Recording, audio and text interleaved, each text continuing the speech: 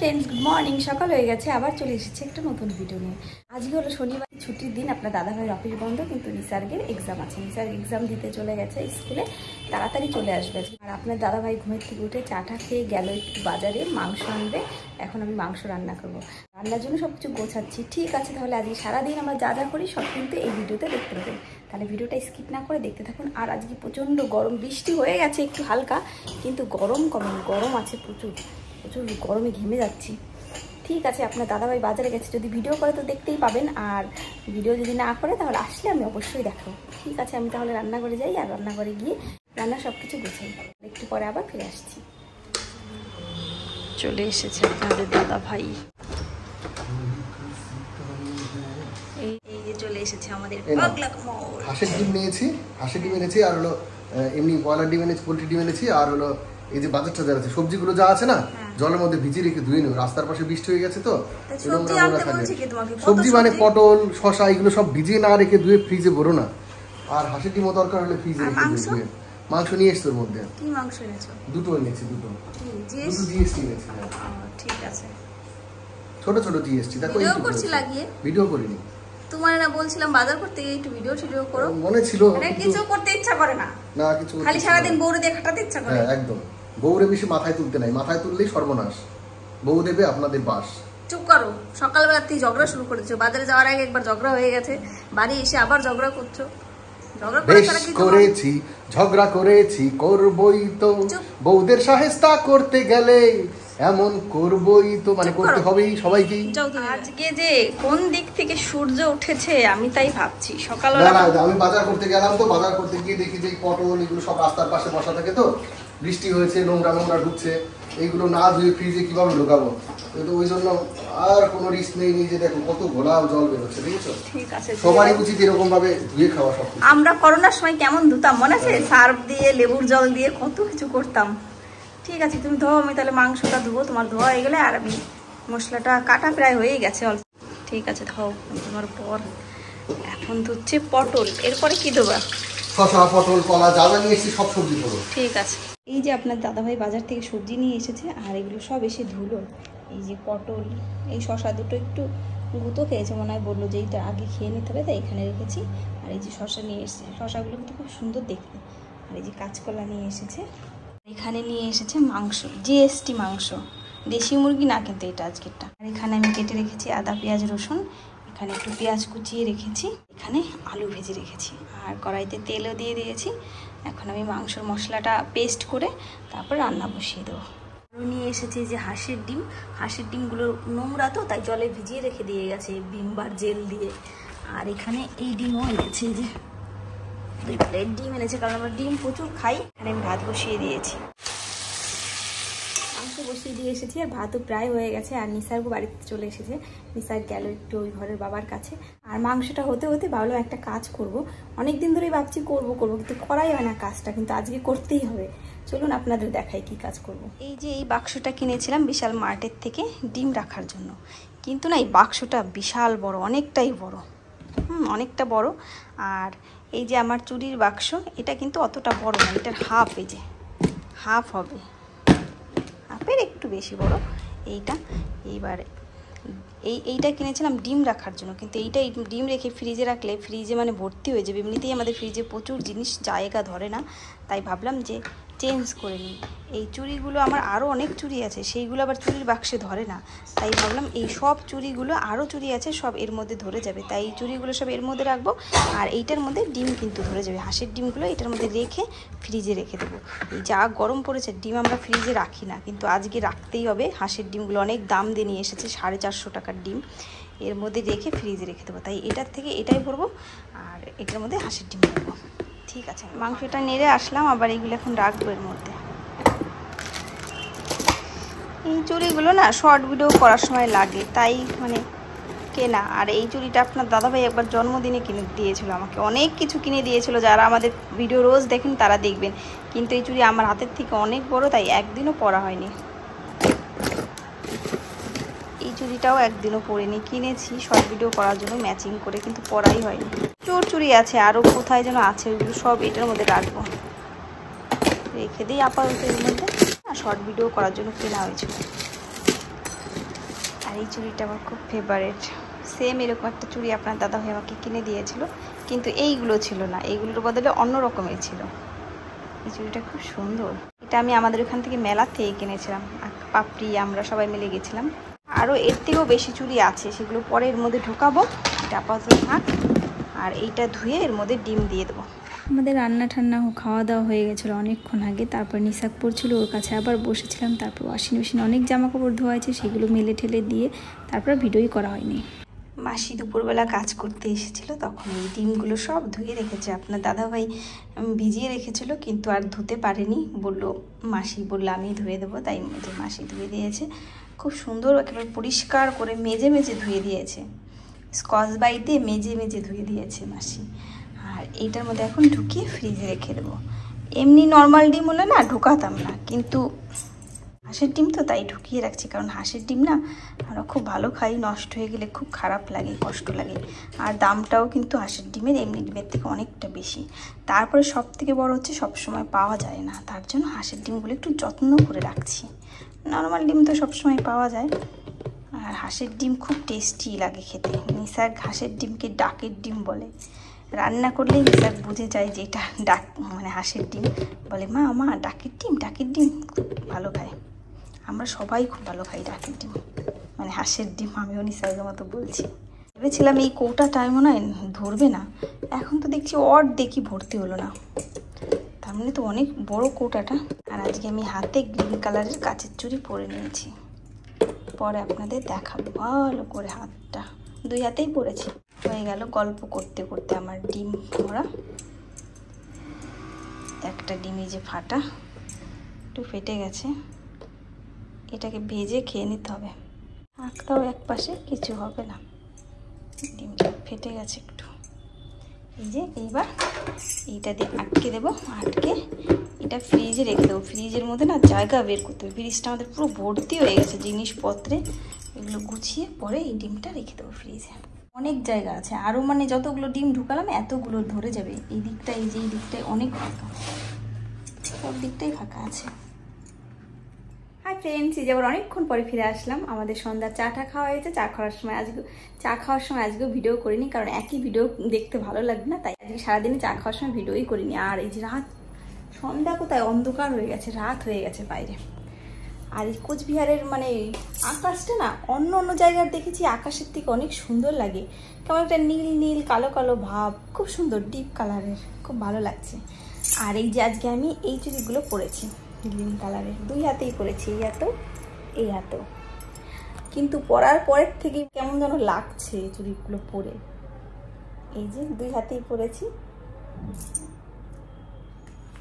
আপনার দাদাভাই আর নিসার আছে ওই ঘরে বসে আছে, আর আমি আমাদের ঘরে এসে ভাবলাম যে আবার ভিডিওটা শুরু করি, অনেকক্ষণ ভিডিও করা হয় না।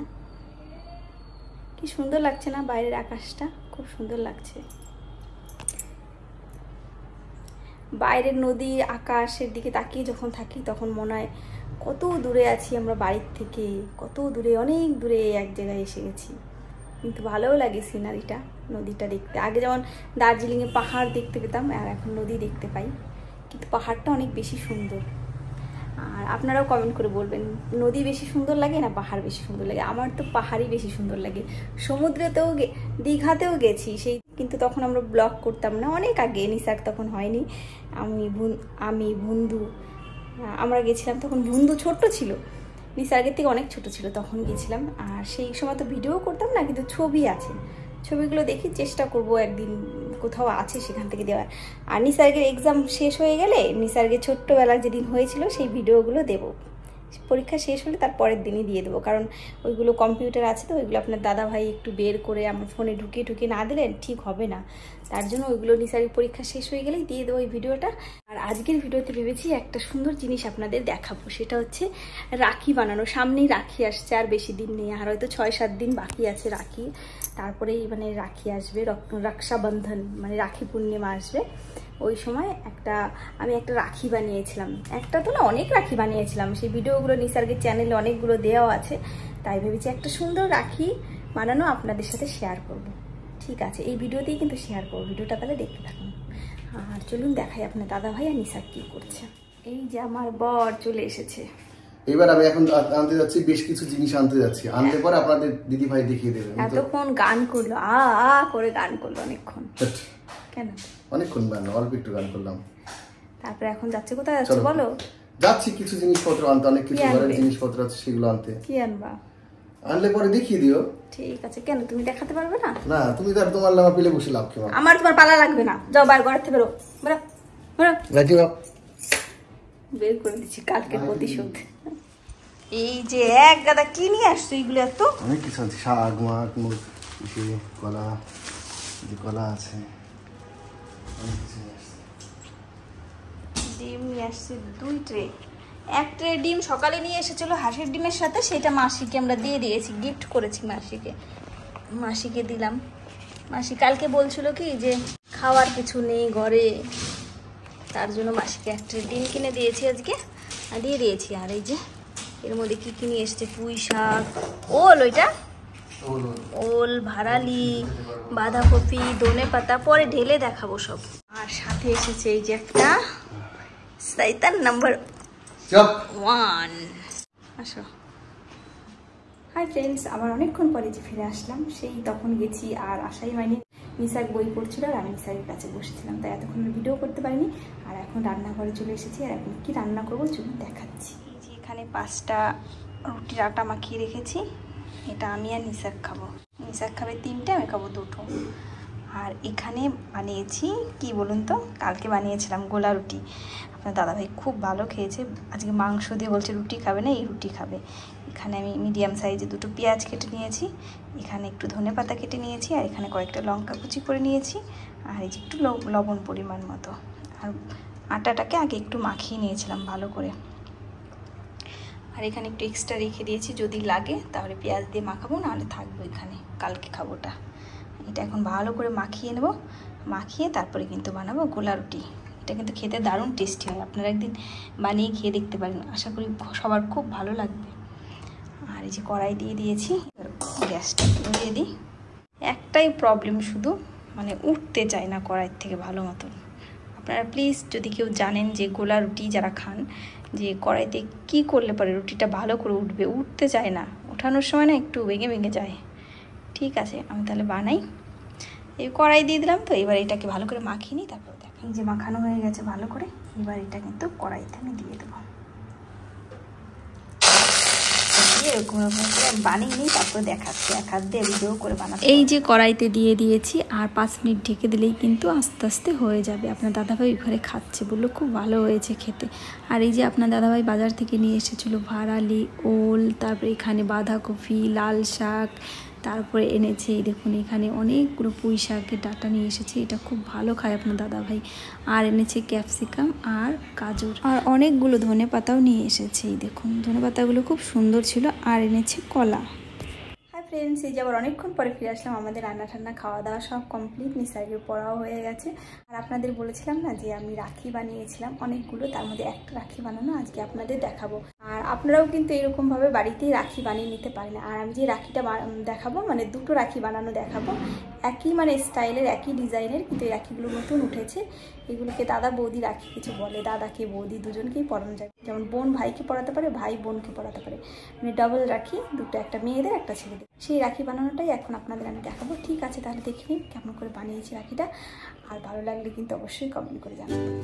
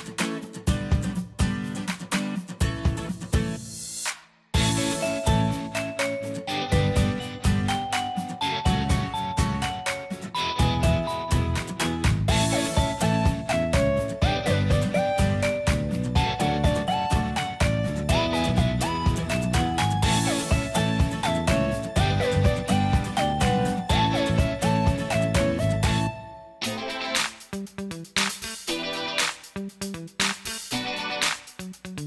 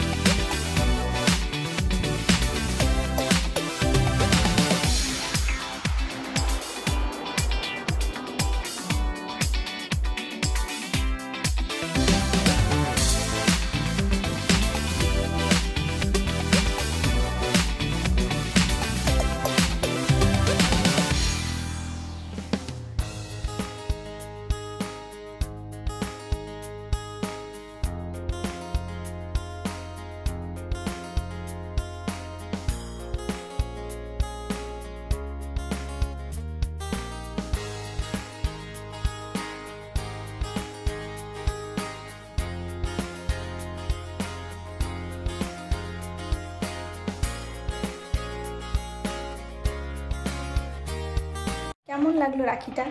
এরকম অনেক রাখি কিন্তু আমি বানিয়েছি। আপনারা যদি দেখতে চান তাহলে প্লিজ কমেন্ট করবেন। আরও কয়েকটা রাখি বানানো আমার কাছে আছে, ভিডিওগুলো যদি পারি আপনাদেরকে দেখাবো। আর কেমন লাগলো রাখি বানানোটা প্লিজ কমেন্ট করে জানাবেন। এবার অনেকক্ষণ পরে ফিরে আসলাম, এখন অনেক রাত হয়ে গেছে, 11:30 বাজে। আমাদের খাওয়া দাওয়া সব কিছু গোছানো হয়ে গেল। কালকে নিসারকে স্কুল নেই, কালকে হলো রবিবার, কালকে ছুটি আছে। আবার পরশু দিনের থেকে কিন্তু এক্সাম শুরু হয়ে যাবে। ঠিক আছে, আপনার দাদাভাই গেছে ওই ঘরে, আসলে পরে বিছানাটা করবে, তারপর আমরা শুয়ে পড়বো। ঠিক আছে, তাহলে আজকের ভিডিও আর বড় করছি না, এখানেই শেষ করছি। দেখাবে নেক্সট ব্লগে। Tata, good night.